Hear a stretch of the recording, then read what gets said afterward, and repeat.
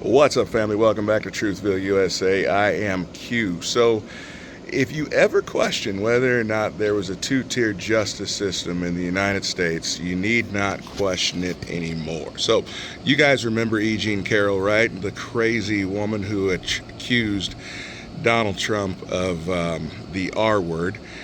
Even though she couldn't remember exactly when, she couldn't remember what she was wearing, she couldn't remember the year even, and the outfit that she remembered that she wore had not even been designed and or put out for production yet.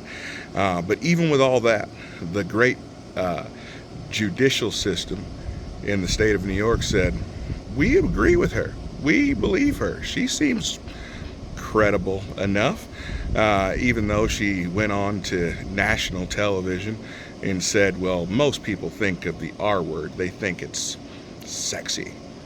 Who says that? This woman is clearly a kook. This woman is clearly a nut job.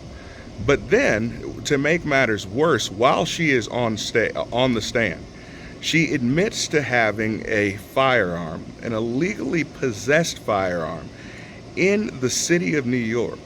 Now, that is a felony and up to 10 years in jail. Now, if it's only a felony, though, if it's one of us. I believe New York has red flag laws, if I'm not mistaken. So as far as that's concerned, she shouldn't even be allowed to own a gun anyway, according to those, because she's clearly certifiably nuts. But in addition to that, they didn't handle it the way that they would have handled it. They didn't put her in handcuffs. They didn't show up to her house with a SWAT team. They didn't throw her in the brink. None of that. They simply went to her home. They asked her for the weapon. They told her to put on her clothes and follow them over to the police station, and that they would hold it for safekeeping until she had time to get her permit to possess a firearm. What? Are you serious? I mean, there are so many people in the state of New York that have served real jail time. People who weren't kooky, people who weren't criminals, that have served real jail time for the exact same possession, the exact same situation, owned a firearm. Some of them even owned the firearm legally in a previous state, moved to New York, and didn't have it registered. Maybe they did know, maybe they didn't know that they needed to have it registered. But that's a huge felony charge in the state, in the city of New York. But she was allowed to walk and keep moving.